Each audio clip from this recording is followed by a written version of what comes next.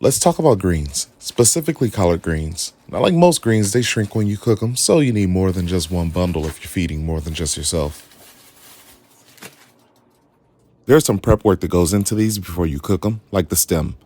Now, it's edible, but it cooks at a slower rate, so my grandma had this technique of taking it off, and it's not as good as hers, but it'll do. Next, you want to take your biggest leaves and lay those down first, and then you take the smaller leaves and lay those on top of those because we're getting ready to roll these up and cut them. You want to take the edge and roll these up tight, kind of like you're rolling up a newspaper to swat a pesky fly. Once you got it all rolled up, then you can start cutting them into ribbons. I've seen people use different techniques, rough chopping them, tearing them. This is the way I learned, and this one works for me, so if it doesn't work for you, try a different method. Won't hurt my feelings, promise. Now that you're done cutting, it's time to wash them, and all these greens will fit in the pot. Now you want to wash your greens in salt water. Don't ask me why, that's just what my grandma did, and you don't question grandma. The next step is to ponder whether there's a better, more efficient way to wash these. So you try a different way. And another way. Then you remember that your grandma used the entire sink. The nostalgia really hit me as I was fishing these greens out of the water. This was by far my favorite part, running my hands through the water, catching all the greens through my fingers.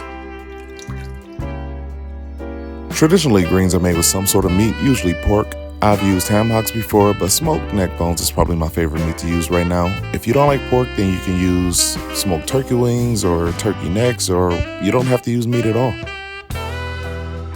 I season my meat and sear it before I add it to the greens because I like flavor, and flavor is king. You don't have to do that step, that's just me. I get a nice hard sear on my neck bones before flipping them and hitting them with some chicken stock and braise them before I even start the greens. Getting a hard sear on these really locks in that flavor on the neck bones, and then it's also going to enhance that braising liquid that you're going to end up adding to the greens. Once you got a nice hard sear on both sides, then I like to hit it with some chicken stock. Then I cover it and reduce the heat. Now that chicken stock is going to help bring all those flavors together, and it's going to pick up all those nice flavorful bits at the bottom of the pan. Greens need a fat. Enter bacon. I like to start my greens with bacon, and I render it till it's crispy, then use the fat from that for my greens.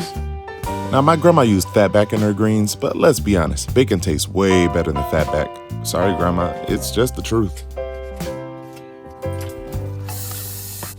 While the bacon renders, I usually like to rough chop an onion. I usually use a yellow onion simply because white onions make me cry and I don't want to do that. But you can use a white onion if you're tougher than I am, or you can use a sweet onion, whatever you want to use. I use a yellow onion because that works for me. And you rough chop it, you don't have to worry about if it's all the same size or anything. They're just all gonna cook down. And before you say anything, I know I need a bigger cutting board. I got one, chill. Not yet. This is the color you're looking for, and now you're ready to add your onions.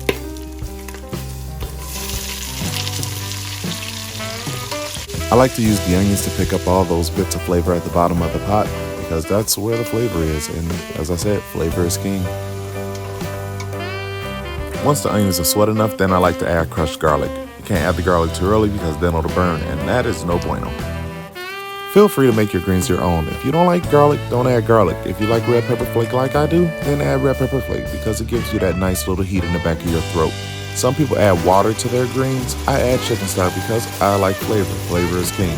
So you can totally make your greens any way you like to make yours. For me, the jus is the most important part because that mainly determines what your greens are going to taste like. So I tend to focus on the jus. So I season and I taste and I season and I taste until I find that flavor combination that I like that my greens are going to taste like. I can't stress enough how important it is to taste your food as you go and season accordingly because that's the basis of your dish. Another key component in greens is the acid. A lot of people like to use white vinegar. I like to use apple cider vinegar because, again, flavor. Also, apples and pork kind of go hand in hand, right?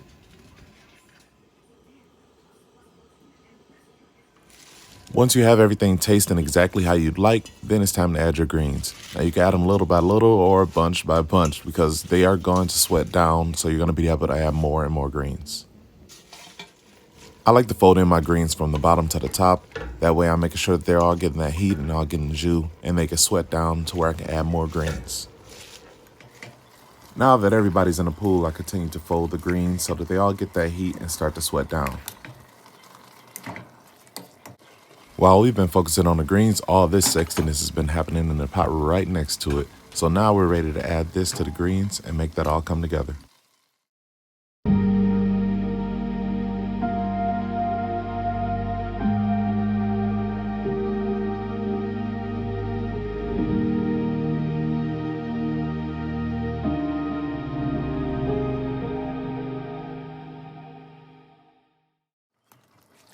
Once you got your meats all mixed in meats, you can cover them, reduce the heat, and then let them simmer till they're done. Of course, taste test them periodically to make sure they're up to your liking, flavor-wise and doneness. Now there's just one final step here, and that is to just enjoy them. So if you followed along with this video and you made these greens on your own, then leave me a comment and let me know how you like them. Also, if you switched up the recipe in any way, made it your own, let me know what you did there too. And don't forget to like and subscribe so you don't miss out on any upcoming videos. So thanks for stopping by, and I'll see you next time.